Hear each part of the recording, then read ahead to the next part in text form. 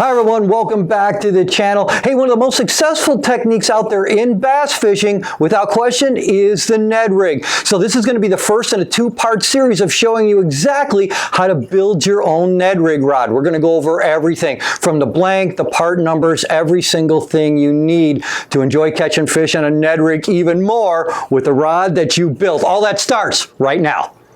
So how I start to build on every rod is that I want to find the spine of the rod. That's going to be the best place that you're going to be able to install the guides on to get the true action of that blank. Now I'm going to go over this every time that we do this because we never know who's going to be seeing this for the first time, and I want to make sure that you see the steps correctly as how I perceive them. So the blank that I'm using is an MHX blank from Mud Hole. This is an SJ782. It's a 6.6. It would be more like a medium light to a light action rod. This is perfect for a Ned Rig, and the first thing, as I said, we're going to do is find the spine of that. So I'm going to take the butt of the rod, I'm going to put it on a hard surface, and then I'm going to hold it in my hand like so, and we're going to roll it back and forth, and you're going to be able to feel when it catches, right? There, that's where I want it. That's where it catches. So with that, then I'm going to take a grease pencil and I'm just going to mark on the top part of that. I know that's going to be the spine. Now for a bait casting rod, I'm going to build on the top part of this blank. Since we're building a spinning rod today, we're going to build on the bottom part of that blank. Next thing we're going to do is we're going to measure and get ready to install the grips and the handle assembly. You should find this extremely helpful. This is the exact kit. This is a split grip kit that I ordered from Mud Hole, and I use this on all my spinning rods, whether it be largemouth bass, smallmouth bass, walleyes, and it all comes in one kit. You have the butt piece right here, the butt cap. This is the grip that sits directly behind the reel seat, what the reel seat will actually go into, and then these are the winding checks, which we'll get to in a little bit. Part number is right here. I use this for a majority of my builds on my spinning rods, and it's so nice and easy to be able to order one thing and it all comes ready to assemble. The reel seat we're going to be using on this, and the reel seat that I use on most of my spinning rod builds, is the American Tackle Aero seat, the CCT, and what CCT is, compressed carbon technology.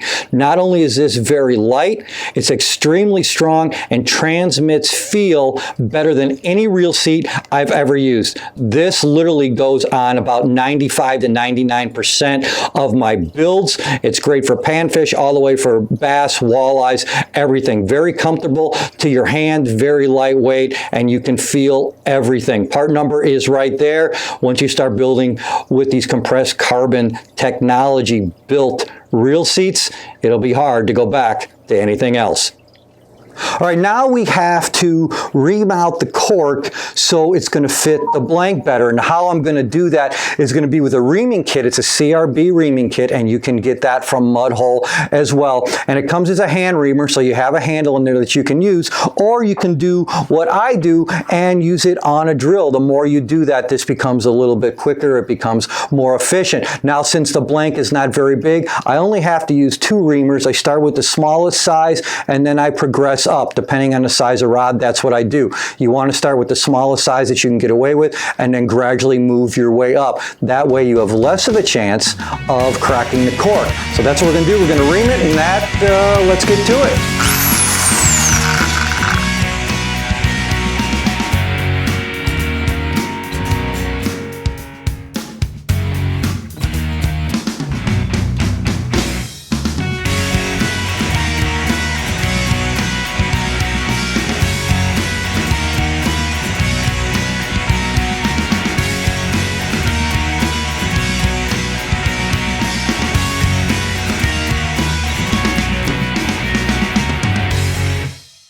All right, now I'm going to use this 2-part epoxy. That's what we're going to use to install the split grip kit that we just showed you. So I'm going to take about equal amounts of both of these, and then they get activated once you mix them together. So, and I'm just kind of doing this by eye.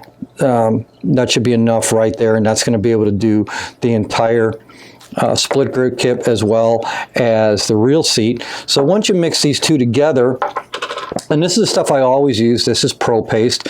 And of course, you can easily get this from Mudhole too. The nice thing about Mudhole is they are the largest group of anything that has to do with rod building. So one call, literally one call does it all, and you can order everything that you need, also easily going online. This is what I use all the time. It's very easy to use. I've never had a problem with it, and after I mix it up thoroughly, I kind of want just that dull yellow or a dull tan is a color that I know that everything is exactly how I want it. I'm getting that about right now, and just keep mixing it just like so, and that is about the consistency and the color that I want. And now we are ready to install the split grip kit. All right, so the first thing I'm going to put on is the butt cap right here. So I have this part, and then when I have enough epoxy on there, I'll add this on here. But I want to put the epoxy on here, and then you're going to see I'm going to roll this, because then I get even distribution of the epoxy. So the first thing we're going to do is just take some of it here and put it. And remember something, I'll say this on every rod video because it's true, especially when I was first starting out, that isopropyl alcohol, all right, comes in your container just like that right there. This is your friend, okay? Because when you get glue on yourself, and it will happen, or you have some excess, that once you put that on a piece of paper towel and wipe some of them off, it should take the stuff off your hands pretty easily, and also be able to clean up your grips a little bit if you happen to get any on there. So I'm gonna put this on here, put it over the top, make sure it's covered all the way around the blank at this part right here. That's about what I want right there. Okay, a little more here. All right, there. Now this is going to be the most important part to me when you put the grips on, and that is rotating that grip, because I want to evenly spread out that epoxy through there so I get full coverage. Now I'm going to push this up to here, like so, and then pull that back. And when you do that, you can feel it starting to tighten on that blank. And what that means is that you have successfully moved it around in there to where it spreads out evenly. And that's all I'm going to do, is just like that. Yeah, that's looking pretty good. And I can feel it now too. I can feel it getting tighter on there. That's what I want. So I'm going to get to about right there. Then I'm going to take my stick here, use this to help me a little bit. And then what I'm going to do is I'm going to take this adhesive that's right here and make sure that it goes on the outside of that a little bit. And if there's some extra, I'm just going to take it off, just like that. Okay, there you go. Put that back in there. I'm going to do the same thing now with the butt cap, is where I'm going to take this and I'm going to rotate it on here. And I'm going to turn it. That is spreading that out evenly through there. Look at that. And then push this up on here. We're going to add the winding check on there. And there you go. There's your butt cap, full completed, and onto the grip. Now that I have the butt cap on here, this is where the winding checks for me first come into play. Now I put one on the end there. It makes a nice finish to the work that you did on the butt cap. And then I use the next winding check to actually help me set a measurement. I measure about 5 inches from the top of the butt cap to the winding check. That way I know exactly where my rear grip is going to stay. For me, when I'm holding a spinning rod, it's very comfortable to have that 5-inch space on a spinning rod. It stays ahead of my elbow, and for me, it balances the rod very well. It may be different for you if you're taller. It may just be different for you of how you feel. That's what you can try yourself. Another great thing about building your own rod. You build it how you want it. So for me, it's that 5-inch area right there. Now, I'm going to move the grip up, and then what I'm going to do is we're going to do the same thing that we did on the butt cap, and we're going to take the adhesive again there, and we're going to apply it on here. Now, like I said, I have that isopropyl alcohol with me. I have some paper towels, anything, because chances are with me, I'm going to make a little bit of a mess, just telling you. So if you make one, don't feel bad. You're not in a club by yourself. You know what? It just happens. But this one's not going to be too bad. So there, we're putting that on there. I don't mind putting a little extra on there. We can always take it off. I would rather have too much to start than not enough. So until you get to the place where you feel comfortable, yeah, you're probably going to have some. They're going to be a little bit of both. You know, don't worry about messing up when you build a rod, because in a lot of cases you can redo it and just take it off and start over again and wipe it off. This one should be okay though. So we're gonna finish this up right here. You know, the cool thing about when you make a mistake is, if you do, and you should, is you learn from it.